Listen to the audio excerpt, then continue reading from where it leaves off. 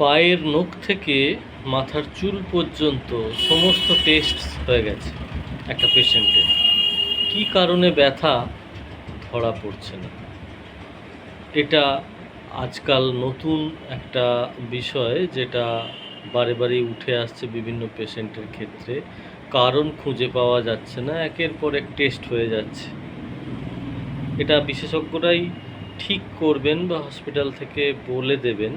অনেক সময় যেটা হয় বোঝা যায়, ডিপ্রেশন কিন্তু বডি সোমাটোফর্ম ডিসঅর্ডার এই সমস্যাটা নিয়ে আসে, যেখানে আপনার ব্যথাটা কিন্তু আপনি ফিল করছেন, কিন্তু কোনো কারণ ছাড়া সব রিপোর্টস নর্মাল। তখনই আপনাকে কাজ করতে হবে অ্যাংজাইটি ডিপ্রেশনের উপরে। তখন কিন্তু ওষুধ শুধু খেয়ে আর কাজ হবে না, বা ভিটামিনস খেয়ে কাজ হবে না, বা এমনও ভেবে বসে থাকাটা খুব ভুল হবে যে আমার যখন টেস্ট সব নর্মাল তাহলে আমি ঠিকই আছি, এটা আমার কোনো অসুবিধে হচ্ছে না, বা এটা আমার মনের ভুল।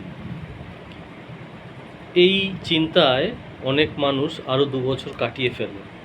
যখন এই ডিপ্রেশনটা আরেকটা লেভেল জাম্প করে যায়, তখন আর থাকতে না পেরে তখন সাইকোলজিস্ট বা সাইকিয়াট্রিস্টের কাছে আসেন। এটা করবেন না। ডিপ্রেশন এখনকার দিনে খুবই কমন একটা ডিজিজ, যেটা ক্যান্সারকেও ছাড়িয়ে যাচ্ছে। আমাদের ফার্স্ট লাইফে স্ট্রেস, অ্যাংজাইটি, ডিপ্রেশন অহরহ হচ্ছে। তো এটাকে অবহেলা করবেন না। যখনই বুঝতে পারবেন আপনার ডিপ্রেসড স্টেট অফ মাইন্ডে আপনি থাকছেন, তখনই মনোবিজ্ঞানের সাহায্য নিতে হবে। এটা মনের রোগ, শরীরের নয়, কিন্তু এফেক্ট ফেলছে শরীরে। ঠিক যেরকম প্যানিক অ্যাটাকের ক্ষেত্রে আমরা দেখি সমস্ত হার্টের reports normal, ECG report normal, অথচ বুক ধড়পড় করছে, ঘাম হচ্ছে।